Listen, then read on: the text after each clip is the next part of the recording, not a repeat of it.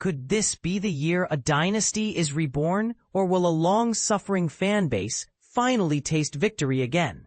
The 2025 World Series is here, and the clash between the Los Angeles Dodgers and the Toronto Blue Jays promises drama, excitement, and maybe even a few surprises. Get ready for live updates, in-depth analysis, and all the key moments as they unfold. Please note that this page may contain affiliate links. By clicking and signing up or placing a wager through these links, we may receive compensation at no additional cost to you. The Fall Classic is officially underway. On this Friday night, October 24th, 2025, at 9:51 p.m. Eastern, the Toronto Blue Jays are hosting the Los Angeles Dodgers for Game 1 at the iconic Rogers Center.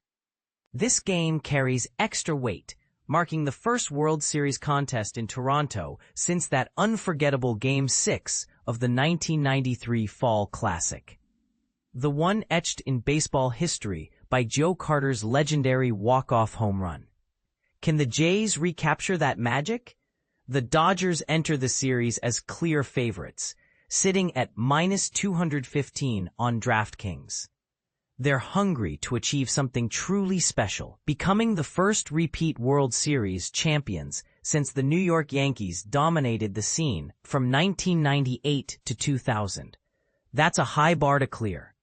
You can catch all the action from Game 1 streaming live on Fubo, https://fubo.tv/welcome/leagues 19273 IRAD 377812, IRMP 41684, sharedid HTW, with a free trial available. But here's where it gets controversial.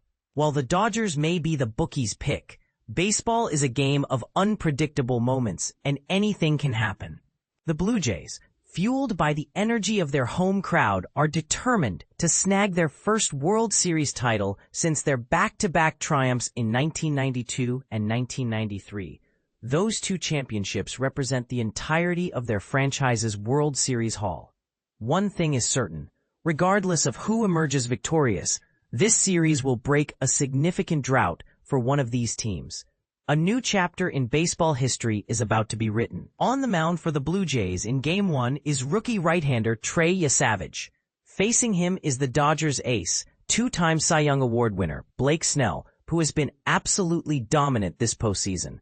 https://www.cbssports.com MLB News/HES peaking why Dodgers ace Blake Snell has been the most dominant pitcher in the 2025. Snell's experience and poise could be a major factor in this matchup. CBS Sports is committed to bringing you live commentary, expert analysis, and crucial updates throughout Game 1. Stay tuned for every pitch, every hit, and every strategic decision as it unfolds.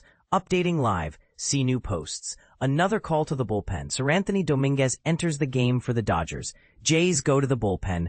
Lefty Mason Fluharty is now pitching for Toronto. Varsho ties the game at 2-2. Alejandro Kirk led off the bottom of the fourth with a well-hit single.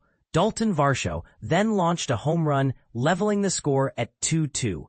Check out the highlight, and this is the part most people miss. Snell isn't exactly known for giving up dingers to left-handed batters. In fact, it's the first homer he's allowed to a lefty since last June, although it's worth noting he missed some time due to injury. Credit to Varsho for defying the odds and delivering a clutch hit. Snell follows up with a quick 1-2-3 fourth inning on just 9 pitches. He's dialed in. I was wrong about Yesavage. He's out to start the fourth against the 7, 8, 9 hitters. It's now unlikely he'll get another chance to face Ohtani, despite retiring him twice earlier in the game. Snell at 56 pitches. He's been incredibly efficient since that lengthy first inning.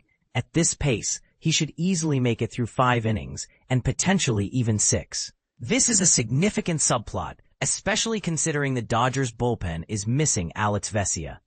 John Schneider is a true Blue Jays institution. The team drafted him in the same year they drafted Russ Adams and Dave Bush. He spent 6 years in the minor leagues before transitioning to coaching, working his way up to become the MLB manager. For 3 innings, the Dodgers maintain a 2-0 lead. Vlad stays hot. Vladimir Guerrero Jr. is on an absolute tear this October, and he's continuing his stellar performance in Game 1, going 1-for-1 with a walk. John Schneider definitely has the perfect voice for a podcast. Savage has thrown 71 pitches through 3 innings. His night might be coming to an end. It's doubtful the Blue Jays will push him much further. Bichette doesn't have extensive experience on the opposite side of second base, but he made a nice backhanded stop and throw. Vlad managed to salvage the play. Dodgers take a 2-0 lead. With runners on first and second, Will Smith delivers a crucial RBI single, extending the Dodgers' lead to 2-0. Freddie Freeman was thrown out attempting to advance to third base, getting caught in a rundown, resulting in 1 out. Smith was able to move to second during the play. 7 of the last 10 Dodgers batters have reached base. Now 6 of the last 9 have reached base. 5 of the last 8 Dodgers have reached base. Yesevich also faced a lot of traffic in his previous ALCS start, but the Mariners kept hitting into double plays. It's been a postseason filled with unusual double plays. Remember the 8-6-2 GIDP during the NLCS in Milwaukee. Ernie Clement making the 3rd out at third base, which is definitely not ideal. That's one of the most bizarre inning-ending plays you'll ever witness. Efficient second inning for Snell. He's at 42 pitches through 2 innings, suggesting the Blue Jays might be able to chase him from the game after 5 innings. 1-0, mid-second. Both teams have left the bases loaded. High traffic on the bases is generally a precursor to a big inning or 2. Bases loaded, 2 outs for Ohtani, get ready for a showdown. There's nowhere to intentionally walk him. What a dramatic shift in momentum over the past 15 minutes. The Blue Jays had the bases loaded, but failed to score. Now, the Dodgers respond emphatically and take a 1-0 lead.